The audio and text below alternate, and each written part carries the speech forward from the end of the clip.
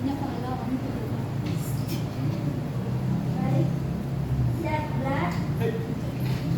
Berdoa mulai.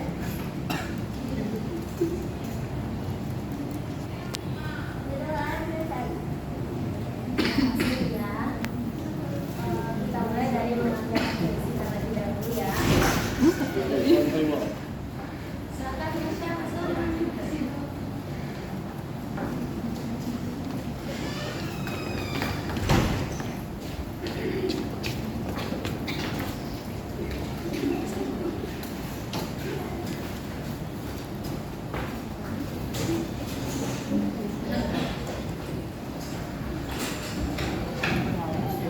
Sudah bisa kita lanjutkan. Sambil ibu mengambil atensi terlebih dahulu.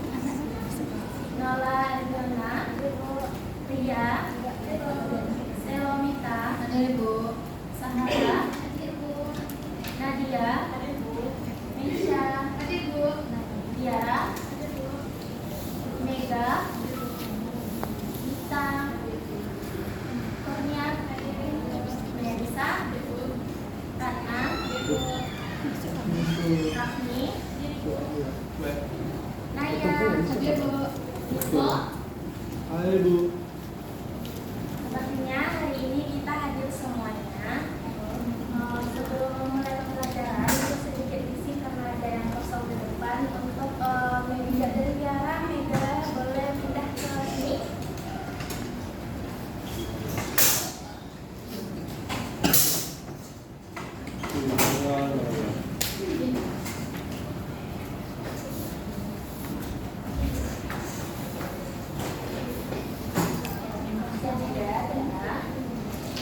Kalau pertemuan kemarin kita belajar mengenai norma, untuk pertemuan selanjutnya kita akan belajar mengenai hak asasi manusia.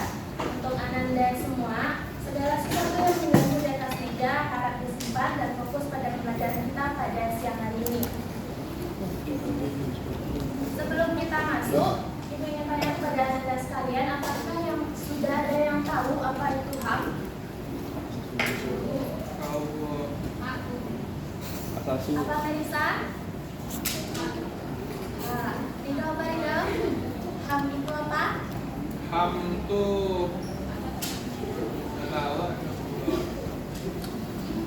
Oke, sebelum itu kita perlu tahu ya tujuan pembelajaran kita pada hari ini, yaitu di mana Ibu berharap bahwasannya Anda sekalian nantinya paham apa itu dari pengertian HAM, serta Anda juga mengetahui apa saja ciri-ciri dari HAM, mengetahui apa saja macam-macam dari HAM, serta Anda juga mengetahui dan menjelaskan bentuk dari pelanggaran HAM dan sifat pelanggaran HAM tersebut. Oke, kita masuk dulu terlebih dahulu pengertian HAM menurut para ahli. Di sini ada 3 dari menurut para ahli.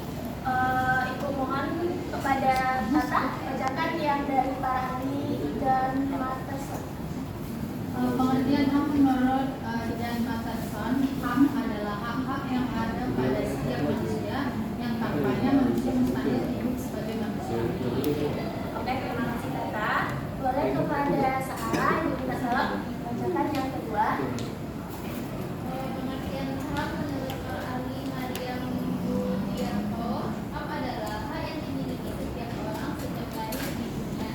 Hak itu bersifat universal karena hak dimiliki tanpa adanya perbedaan. Oke, terima kasih. Dan yang terakhir yaitu ada menurut UU nomor 39 tahun 1999 yang dimana HAM adalah hak yang melekat pada diri manusia sebagai makhluk ciptaan Tuhan yang Maha Esa. Ini 3 menurut para ahli pengertian dari HAM. Ada beberapa para ahli yang lainnya juga mengutip pengertian dari HAM. Namun kita lanjut dari 3 para ahli tersebut, kita dapat melihat bahwasannya HAM itu adalah hak dasar yang melekat pada setiap individu karena kemanusiaannya dan tidak dapat dipisahkan dari hakikatnya sebagai manusia. HAM bersifat universal, artinya berlaku bagi semua orang di dunia tanpa memandang latar belakang mereka.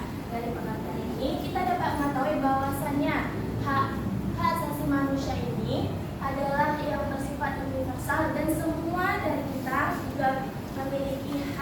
dalam baik itu berpendidikan dan lain sebagainya. Jika kita lihat dari segi ciri-ciri HAM itu ada 4. Yang pertama, hakiki universal, tidak dapat dicabut, tidak dapat dibagi. Jadi kita lihat satu-satu. Kita lihat dari secara hakiki, yaitu hak asasi manusia adalah hak asasi semua orang yang sudah ada sejak lahir. Dari ciri-ciri ini, Anda dapat mengetahui bahwasanya HAM ini yaitu sudah ada pada diri Anda sendiri, yaitu dari sejak lahir. Bisa dengarkan ini sebentar? Oke, kita fokus lagi.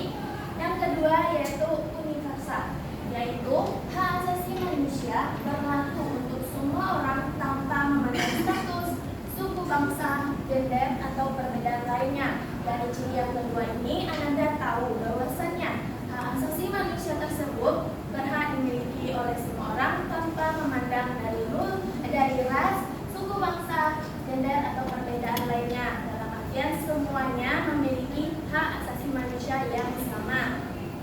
Oke, kita lanjut. Yang ketiga yaitu ada ciri-cirinya tidak dapat dicabut.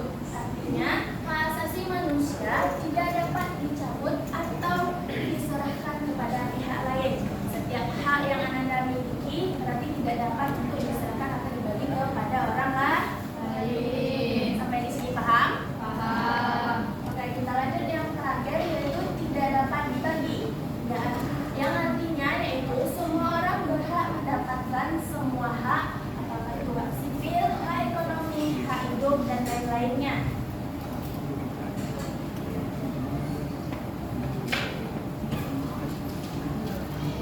Setelah kita mengetahui ciri-ciri dari HAM, kita lanjut mengetahui yaitu ada macam-macam HAM. Di mana di sini Ibu mengatakan ada 5. Yang pertama itu ada hak asasi pribadi, ada hak asasi hukum, hak asasi politik, hak asasi ekonomi, dan hak asasi peradilan. Untuk kelima ini akan kita bahas satu-satu agar Anda paham apa-apa saja macam-macam dari HAM tersebut. Sampai di sini ada yang mau ditanyakan?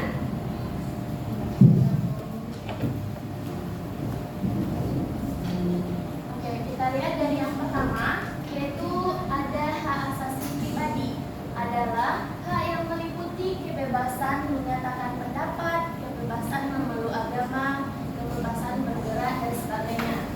Sehingga dapat kita ketahui bahwasanya dari segi hak asasi pribadi ini semua Anda berhak untuk memiliki kebebasan, baik itu untuk menyatakan pendapat, berhak untuk memeluk agama, serta kebebasan bergerak dan sebagainya.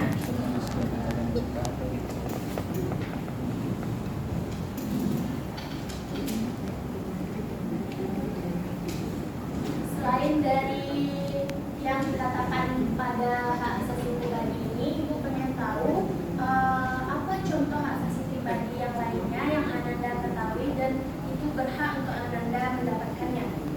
Yang tahu silakan angkat tangan. Silakan Sarah. Hak mendapatkan kasih sayang. Betul. Ada lagi?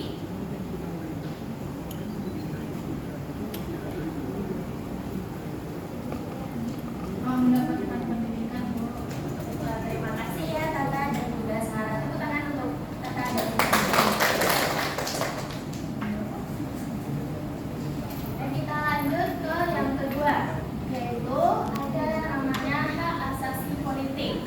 Adalah hak ikut serta dalam pemerintahan, yaitu hak untuk dipilih, memilih dalam suatu pemilu dan sebagainya. Dari pengertian hak asasi politik ini, Anda mengetahui apa sih hak asasi politik yang bisa Anda dapatkan?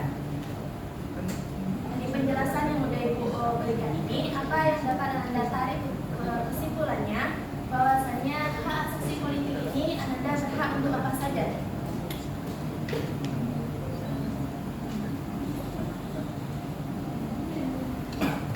Oke, Ibu dapat menjelaskan bahwasanya dari hak asasi politik ini semua Anda berhak untuk, contohnya sepertinya ada pemilu, berarti jika umur Anda sudah mencukupi untuk melakukan pemilu atau mencoblos atau memilih, berarti Anda Ananda berhak atas hak asasi politik. Baik, kita lanjut ke yang ketiga, yaitu ada yang namanya hak asasi hukum. Di sini hak asasi hukum ini adalah hak untuk mendapatkan perlakuan yang sama dalam hukum dan pemerintahan, seperti hak mendapatkan layanan dan perlindungan hukum. Bisa Anda sebutkan contoh dari hak asasi hukum ini? Bu, Silakan, Ridho. contoh asasi hukum ini tuh ketika dia tidak salah, itu dituntut salah karena dia nggak ada uang, terus yang menang tuh orang yang beruang, terus dia mengajukan banding. Ya. Dia tak sih nggak tahu. Terima kasih Ridho atas Pokoknya setiap orang tuh pendapatannya. memiliki hak perlindungan dari hukum. Ya, betul. Yang lain ada Satu lagi Bu, apa, Ridho? hukum itu tuh saya suami istri Bu. Istrinya kena KDRT, jadi istrinya mengadu ke polisi, itu pun kalau ditangani gitu. Jadi untuk perlindungan ke polisi untuk dilaporkan suaminya biar tidak KDRT lagi. Oke, terima kasih ya Ridho. Tepuk tangan untuk Ridho. Jadi kita lanjut yang keempat, yaitu ada namanya hak asasi ekonomi.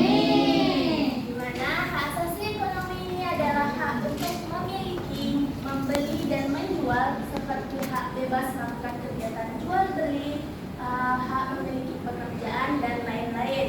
Dari pengertian ini, Ananda pasti sudah mengetahui bahwasanya hak ekonomi ini sendiri yaitu Ananda berhak untuk memiliki pekerjaan yang layak seperti yang Anda inginkan. Ananda berhak untuk melakukan kegiatan jual beli yang berhubungan dengan ekonomi. Dan yang terakhir yaitu kita masuk ke hak asasi peradilan. Adalah hak untuk mendapatkan perlakuan tata cara peradilan dan perlindungan seperti hak mendapatkan pembelaan hukum pengadilan. Nanti yang sudah disampaikan oleh Ridho tadi, misalkan ada seorang suami dan istri melakukan suami melakukan KDRT ke istri, maka berhak beliau mendapatkan peradilan. Sampai di sini semuanya paham?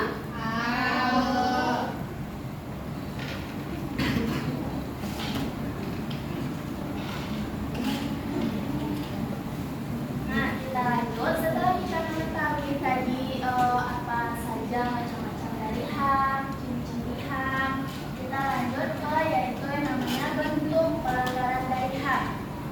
Kita juga berhak untuk mengetahui apa saja sih bentuk pelanggaran HAM ini yang sering terjadi, yaitu bentuk pelanggaran HAM yang sering muncul biasa terjadi dalam dua bentuk, yaitu ada diskriminasi dan yang kedua ada penyiksaan. Untuk yang diskriminasi, yakni suatu pembatasan, pelecehan atau bahkan pengucilan secara langsung maupun tidak langsung didasarkan pada perbedaan manusia atas dasar agama, ras, suku, kelompok, golongan dan sebagainya. Dari contoh dari bentuk pelanggaran HAM yang pertama, diskriminasi ini, Anda ada yang tahu apa contoh dari bentuk pelanggaran HAM di segi diskriminasi ini?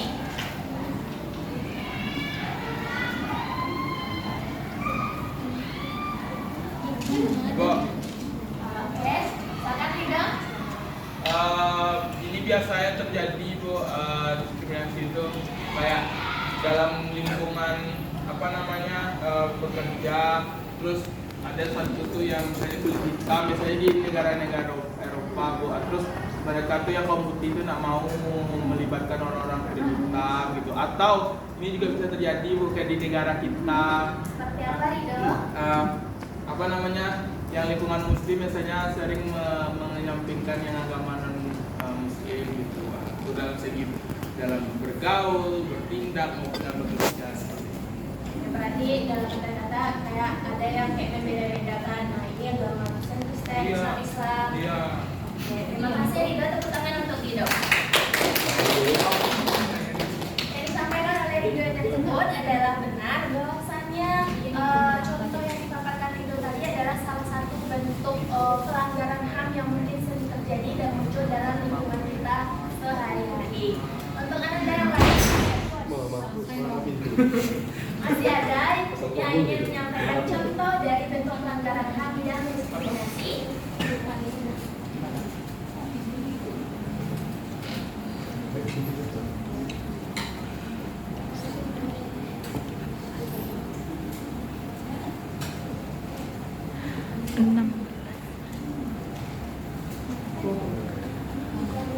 Ada?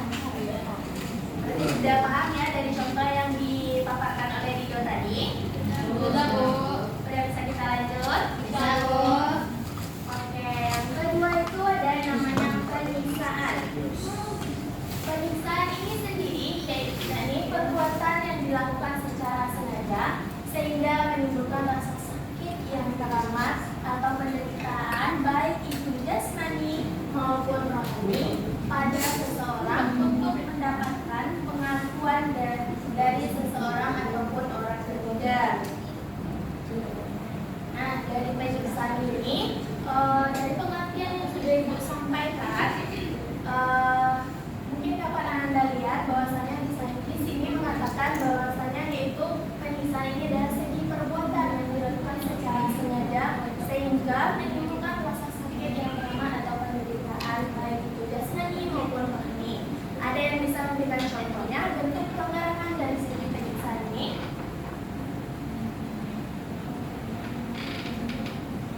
Bullying, Bu. Baca apa? Bullying. Oh, boleh nggak sih kita melakukan bully kepada teman-teman? Itu merupakan bentuk dari pelanggaran HAM. Oke,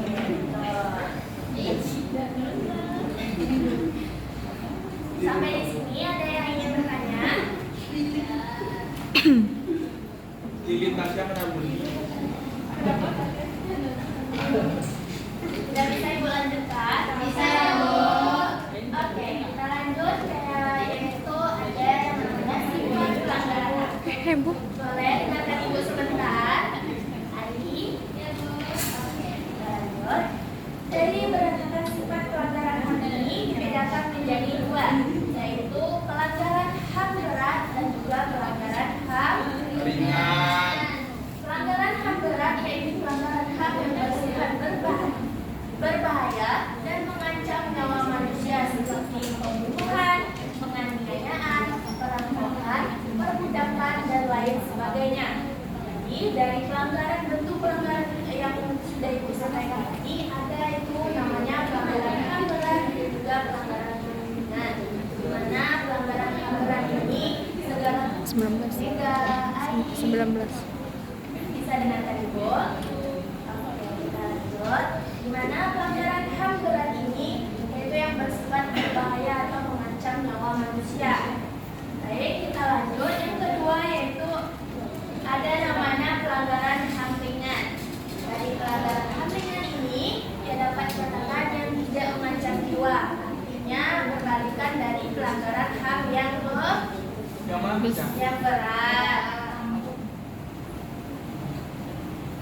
Oke. Sampai di sini Ibu tanya, adakah Anda yang kurang paham atau ada yang ingin ditanyakan kepada Ibu? Cukup.